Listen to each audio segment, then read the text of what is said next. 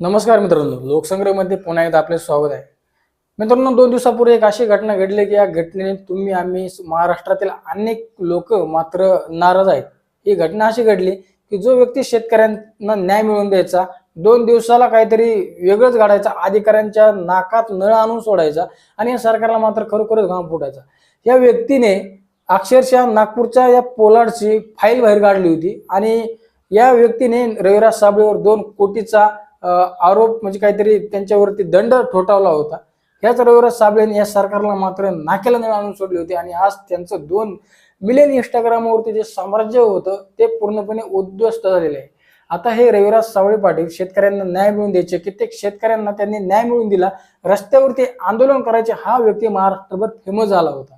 यांच्या या फेमसमुळे या सरकारवर मात्र खरोखरच दबाव येत होता. आता त्यांच्यावरती काय गंभीर गुन्हे दाखल होत होते आणि हे गंभीर गुन्हे पाहताच त्यांचं इंस्टाग्राम अकाउंट पूर्णपणे बंद झालेलं आहे. आता हे अकाउंट इंस्टाग्राम स्वतःहून कधीच बंद करत नाही.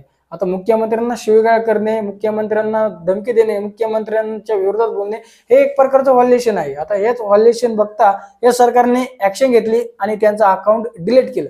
आपल्याला पूर्णपणे माहित नाही की त्यांनी बंद केलं असं, परंतु देवेंद्र फडणवीस हे किती घाण राजकारण खेळतात हे उभ्या महाराष्ट्राला माहित आहे. आता देवेंद्र फडणवीस यांनीच काही सायबर क्राईमची टीम बसवलेली आहे, चल हे अकाउंट डिलीट करा, हे अकाउंट डिलीट करा, त्यांच्या आदेशानुसार हे असे प्रकार होतात. आता कांगणे सर हे महाराष्ट्रामध्ये एक प्रसिद्ध व्यक्ती होते. ह्याच व्यक्तीचं अकाउंट या सरकारने बंद केलं होतं कारण ते सरकारच्या विरोधामध्ये बोलत होते. आता महाराष्ट्रामध्ये या सरकारच्या विरोधात कुणीही बोलो त्याचा आवाज दाबला जाणार आहे. मग विरोधक यांना ठेवायचंच नाही हे उभ्या महाराष्ट्राला माहित आहे. देवेंद्र फडणवीस हे जर खरोखरच चाणक्य आहे तर त्यांनी चाणक्य नीती त्याचं राजकारण करावं. अशी घाणेरडे राजकारण जर करून लोकांची जर दिशाभूल करत असाल तर हे राजकारण नाही, असा लोकांचा संतप्त आहे.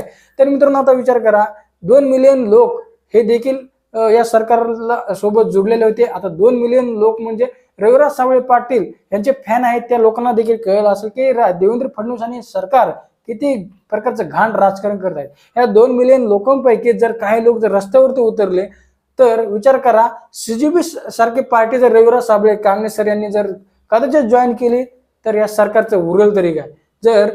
जर असं आंदोलन जर इलेक्शन पर्यंत जर वातावरण तापलं तर देवेंद्र फडणवीस तुमचे काय हाल होतील ना हे तुम्ही नक्कीच कळायला पाहिजे. दिवस हे सगळ्यांचे सारखे नसतात, दिवस बदलत असतात, परंतु तुम्ही जे घाण प्रकारचं सध्या राजकारण करतात हे मात्र खरोखरच अमान्य आहे. कारण आम्ही बी तुमच्यावरती काही चांगले व्हिडिओ केले, परंतु जिथं चुकतायत तिथं मात्र हे सरकारचा निषेध केला पाहिजे.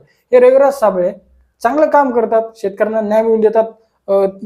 प्रत्येक वेळेस ते सरकारच्या दारात उभे असतात, अधिकाऱ्याला जाब विचारतात, अधिकारी गुडघ्यावर येतात, हे मात्र खरं होतं. आणि हेच कुठेतरी या सरकारच्या डोळ्यात खुपलं आणि सायबर कुठून हे अकाउंट कसं डिलीट झालं आणि आता त्यांचा पूर्णपणे इंस्टाग्रामवरती आवाज बंद झालेला आहे.